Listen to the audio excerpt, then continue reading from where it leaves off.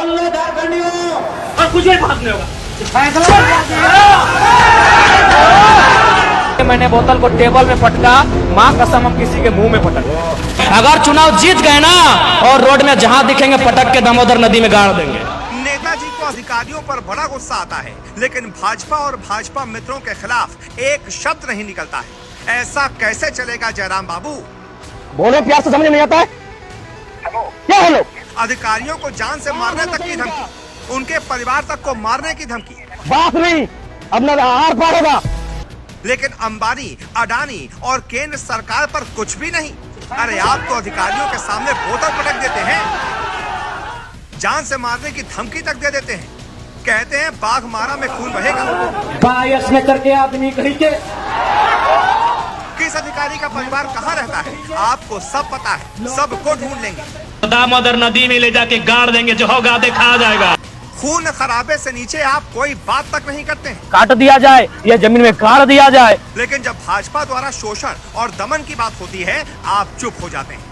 हम सब जानते हैं कि एनटीपीसी, एचईसी, सेल, गेल, भेल, सीसीएल, बीसीसीएल और झारखंड में चल रहे दर्जनों उद्योग और संस्थान केंद्र सरकार के अधीन आते हैं। केंद्र में सरकार भाजपा की है। अधिकारी जिस नियम से संचालित हो रहे हैं, वो सब केंद्र सरकार द्वारा बनाए गए हैं। मजदूरों के शोषण और उनके दमन के लिए भी केंद्र सरकार ही जिम्मेवार है। और आप तो उसी केंद्र सरकार के हाथों की कठपुतली बने बैठे हैं। तो फिर राज्य के लोगों के साथ न्याय कैसे होगा जयराम जी? भाजपा की गोद में बैठकर आप अंबानी और अडानी के खिलाफ कैसे बोलेंगे? जयराम महतो ने हाल के दिनों में जितने भी मुद्दे उठाए, वो सब इंडिया गठबंधन को कमजोर करने के उद्देश्य से उठाए। लेकिन आज जयराम जिस वर्ग का वोट मांग रहे हैं, उनके खिलाफ जब भाजपा ने एनआरसी लाने की बात कही तो जयराम चुप रहे। जब भाजपा ने देश में घुसपैठ का झूठा मुद्दा उठाया तो जयराम चुप रहे। भूमि हमारे आदिवासियों की है या रोहिंग्या बांग्लादेशी घुसपैठियों की है? जोर से बोलो, आदिवासियों की है या नहीं है? जब बटेंगे तो कटेंगे के जरिए समाज में ध्रुवीकरण का प्रयास हुआ, तब भी जयराम चुप रहे। सांप्रदायिक सद्भाव बिगाड़ने की जब कोशिश हुई, तब भी जयराम महतो चुप रहे। आखिर क्यों जयराम महतो की जुबान भाजपा के खिलाफ नहीं खुलती?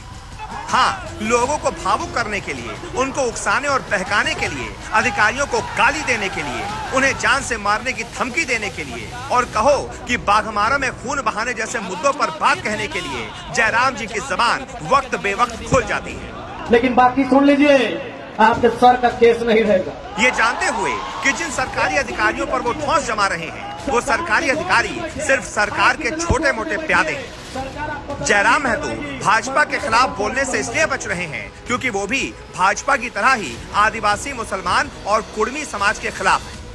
भाजपा ने राज्य के 2 कुर्मी सांसद सीपी चौधरी और विद्युत वरण महतो को केंद्रीय मंत्री बनाने तक के लायक नहीं समझा। तब भी जयराम महतो ने एक शब्द नहीं कहा। स्थानीय नीति, सरना धर्म कोड, पिछड़ों को आरक्षण आदि मुद्दों पर भाजपा ने विराम लगा दिया। जयराम जी इस पर भी आज तक कुछ नहीं बोले, लेकिन अपने को मजदूरों का मसीहा बनाने के लिए अधिकारियों पर चिल्लाना शुरू कर दिया। और कुछ वो भी बात अधिकारी नहीं तो होगा। आज नगर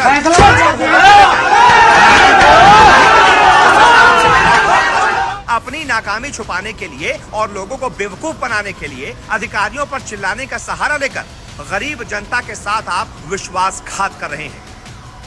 जयराम जी, हार जीत तो बात की चीज है। आपके समर्थक तो डुमरी चौक पर खुलेआम गुंडागर्दी पर उतर आए हैं। कहीं आपके अग्रेशन का असर आपके समर्थकों में तो नहीं हो गया? जनता सब देख रही है। 23 तारीख को जनता ही अपना फैसला सुनाएगी कि उन्हें शांति प्रिय डुमरी चाहिए या खून खराबा रंगदारी वाला डुमरी चाहिए। अगर चुनाव जीत गए ना और रोड में जहाँ दिखेंगे पटक के दामोदर नदी में गाड़ देंगे।